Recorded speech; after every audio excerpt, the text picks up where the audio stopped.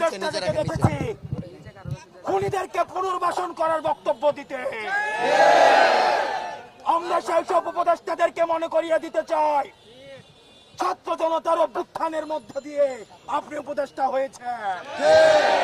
সুতরাং যখন কোন বক্তব্য দিবেন, আপনার সামনে যেন 5ই আগস্টের গণভবনের চিত্রটা মাথায় থাকে।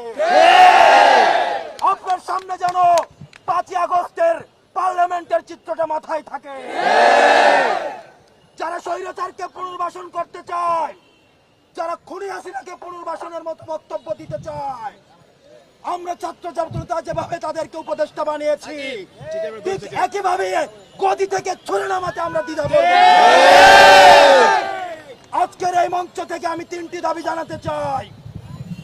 1 নম্বরে, যারা খুনিদেরকে পুনর্বাসন করার জন্য ব্যাকস্টেজে মেকানিজম করছেন, আপনাদের এই প্লটিং এর আমরা 20 দাঁত ভেঙে দিব।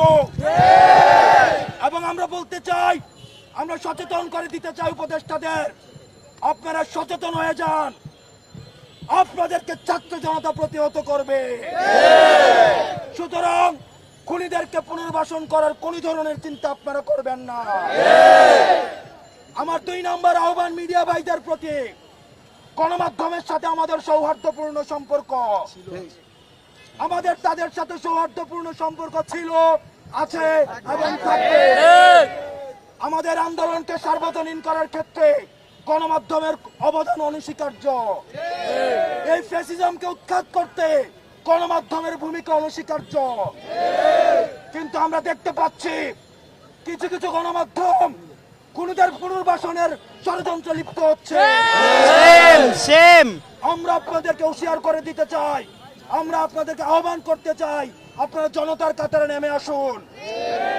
অথবা দেখা যাবে অনেক গণমাধ্যম কর্মীরা শেষ দিকে এসে তাদের বুমের মধ্যে তাদের যে মাইকটি থাকে সেখানে তারা নেমপ্লেটটা লাগিয়ে জনতার কাতারে নেমে আসতে পারেনি।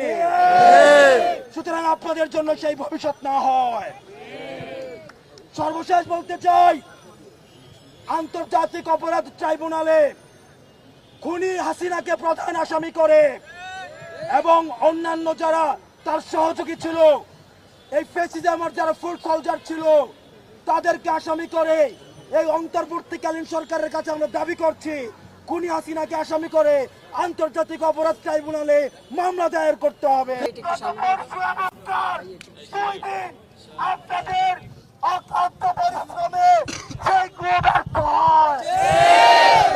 আমরা দেখছি, আমরা তন্ত্রের বিভিন্ন পর্যায়ে কিছু ওইখানে দেন ধরো হায়না এবং শকুনরা কু করার চিন্তা করছে।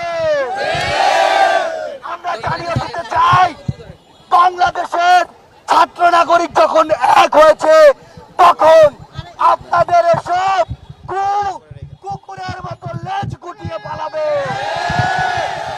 আমরা আপনাদেরকে বলে দিতে চাই, যখনই প্রয়োজন হবে আমরা ডাকবো আপনাদেরকে, আপনাদের রাস্তায় নেমে আসতে হবে। যতবার এই আশঙ্কা হোক, আমরা ঐক্যবদ্ধ ভাবে সকল কু দমন করব।